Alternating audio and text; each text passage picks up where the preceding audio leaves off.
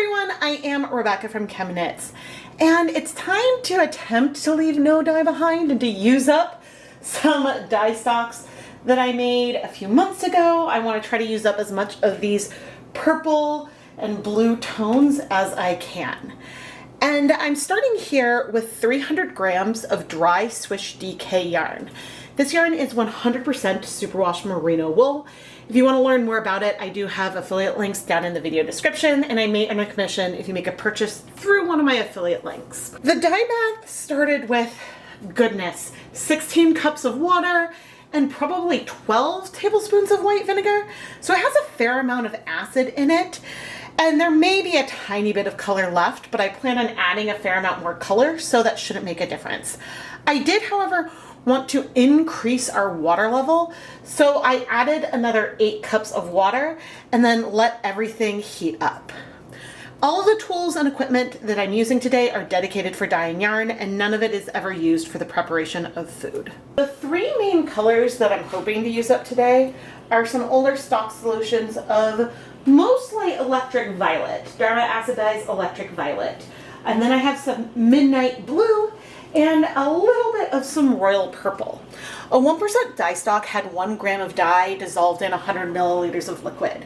But with older stocks, sometimes because of, if you've mixed it well, if things crash out of solution, sometimes things aren't going to be as accurate as if you had freshly mixed it.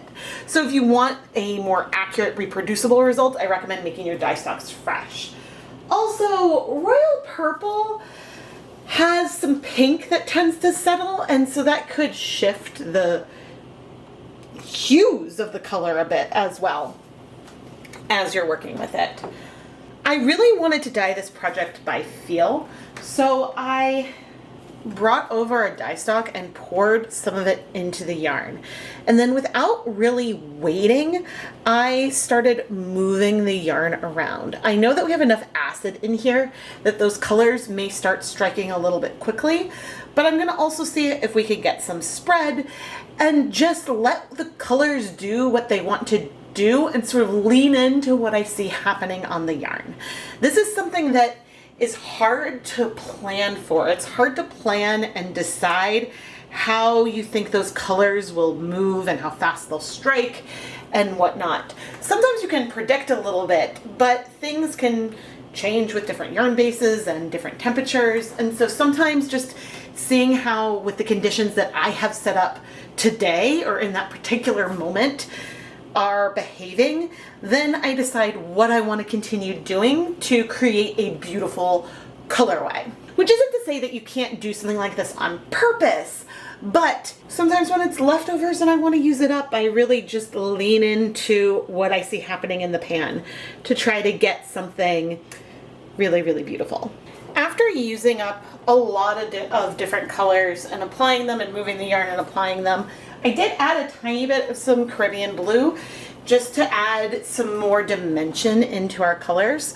But then I set a timer for 15 minutes to let things set a little bit, so then I could come and move and check for lighter patches before using up the last little bit of midnight blue and maybe some of the last of the electric violet that I had. Here is a stock solution of royal purple that I emptied out. I did add some water to it at one point to add. But look into the bottom. See all of that pink? There is a pink in royal purple that does crash out of solution a little bit and sometimes coats things. Let me see if I can get some of this into a cup to show you. Okay, so I added some water. I'm shaking it up. And see how pink this is? It's way, way, way redder than what we get from royal purple typically. And so this means that every time I've used this royal purple stock, maybe it's been a little bit less purple because a lot of the pinks had settled down at the bottom and shaking it hadn't mixed those up. And so I'm sharing this now as I go to start cleaning this bottle, because when you are making your dye stocks and having them for long periods of time, you'll discover that some colors work better as stocks than others. Now, does this mean everything I've done with the royal purple is ruined? No. But does it mean that some of the colors I dyed I maybe cannot reproduce easily? Yes. Because if I had measured something out with this older stock, That's going to be hard to replicate because some of the dye has settled out, or maybe there's more pink in there than we expected, or less, depending on how much I shook the jar. So that's something to keep in mind. There's still some dye in here, so I don't think I can show you as easily. You can't see the bottom there, you can kind of see. You're just seeing a little bit of liquid dye there at the edge with the midnight, and so that I can tell you that I don't see that residue in there. After the 15 minutes, I checked the yarn and there really weren't very many pale spots. I added some water to the Dyestocks container of Midnight Blue and poured that on to just spread the dye a little more because I wanted to concentrate the color in the areas I felt needed more color. Then I did the same thing with the Electric Violet, but the Electric Violet is a lot more pigmented still because there was more dye left in that bottle. So I added that on, moved things around a little bit, and then I pushed all of the yarn towards one side of the pan and poured the remaining Electric Violet dye towards the end where the zip ties are. This way I could add a little bit more color in an area that sometimes ends up with less because that's where I'm picking up and putting the yarn down from. After that, I set another timer for 30 minutes so we could wait and let everything heat set. And I am happy to report that it took a lot of rinsing and a lot of hot water, but I did eventually clean out all of that pink dye that was just stuck at the bottom of the royal purple bottle. I've seen this pink residue from mixing up dye fresh in a cup. I've seen it sometimes sticking to a spoon I've used with that color. And so this pigment in there is just a little bit finicky. And that's the way it is, and that happens sometimes. But anyway, we'll come back after we're done setting the color. It's been 30 minutes, so I'm now going to just remove the yarn. Oh, this is so pretty. And we're gonna set it aside so it can cool. So then I can wash it because I want it to cool completely. But all the color is in our yarn, so that's great.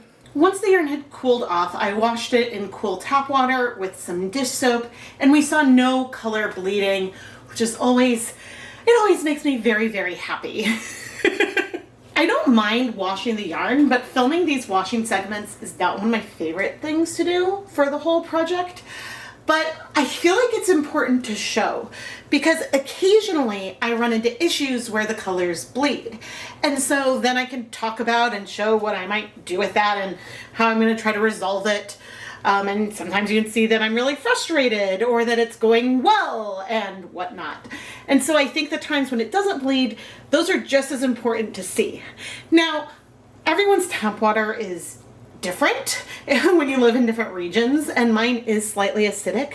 So something that rinses clear in my tap water could bleed when blocked in someone else's. And so therefore I always recommend that you, when you're soaking to block or washing anything you make with yarn, to do it by itself at first because you just want to make sure it's not going to bleed. And this whole segment is also something that I don't remember if it was feedback on a really ancient video of mine or a comment that was something that someone left and told me, but I think that there were a lot of other tutorials at the time that didn't show what the finished yarn looked like in the end and didn't show the washing stage. It showed the dyeing and then sort of left you with that and without showing you what it looked like dry, because sometimes that can look quite different.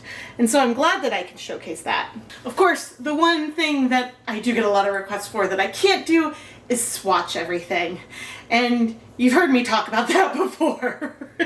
So maybe I'll talk about that more in the conclusions. As we look at the finished to dry yarn, let's chat about why I don't do those swatches that are often requested. I dye hundreds of different colorways a year. And through that, if I were to make a swatch for every single video, that would take a lot of time, because think about it, I would have to take out the Swift, put the yarn on the Swift, knit a little swatch, and then film that, and then go and unravel the swatch, retie the yarn, retwist the yarn, depending on where I am in the sequence, and it's just a lot of time. And I know some people say, well, you have a crank knitting machine. The crank knitting machine does not make a very tight gauge, and so would not give a very good swatch for figuring or even DK weight yarn. And you know, those are intended for heavy worsted weight yarn, and they're kids knitting machines, ultimately. And if you set the time component aside, the kind of swatch and the results that you get will depend a lot on your gauge, if you're knitting in the round or back and forth, if you're knitting garter stitch or stockinette, if you're crocheting, weaving, or knitting. And so there's a lot of variety there. I'm gonna see if I can make a short at some point showing some of the Hanukkah yarn colorways that I've done over the years and some of the projects that people have done using all of that yarn in one project. Because I think that that can give a feeling how 8 different techniques might look like knit up at a similar gauge. And so if you have done that before and would like to share a photo with me, please, please leave a comment and reach out to me. I know I've been tagged in things on Instagram and I would love to find them. That is one reason why I started doing Hanukkah samplers to begin with. Every Hanukkah I make these samplers that have 100 grams of yarn total, but really 8 different main colorways, and I have a dyeing video that comes out each night showing a different dyeing technique, and then you get that 10-gram mini skein sample of each of the techniques. And so then you have that where you can swatch it and see how it works up and play around with it to figure out what types of hand-dyed yarn are your favorites to work with. Plus, it's a great way to treat yourself and all that jazz. But anyway, I'm rambling. Let's take a closer look at this yarn. This yarn is a stunning confection of purples, and yeah, there's some dye lot differences between them probably. This one feels less saturated than that one, but I adore them. Purple is my favorite color, so of course I'm gonna adore this, but I hope you like it too. I am Rebecca from ChemKnits, and I really hope that you have enjoyed this video. It's unclear to me if as we moved forward with the royal purple, if we were getting more pinks and maybe had less pinks somewhere in time in the middle, or which direction that went. Because certainly as I was cleaning out the bottle, there was a lot of pink pigment in there, so it's potentially a little less. But the further down in the stock solution bottle we got, maybe there was more pink. And we feel some of those more pink sections in our yarn in places. I am very happy to say that I have 1 stock solution bottle remaining, and that is of a primary color Caribbean blue. Of course, ironically, I'm gonna need to make another stock solution of that color in the near future because I wanna do some color mixing, and therefore I want to have mixed that color fresh so that way I can achieve a recipe that will be as reproducible as possible. But if you have any recommendations of what I should do with the blue, please leave a comment, and of course make sure you're subscribed and have your notifications on and all of those other YouTube-y things. And if you love the yarn I dye, go check out the ChemKnits Creations Etsy shop for stunning hand-dyed yarn that's been featured in my YouTube videos. Thank you so much for watching.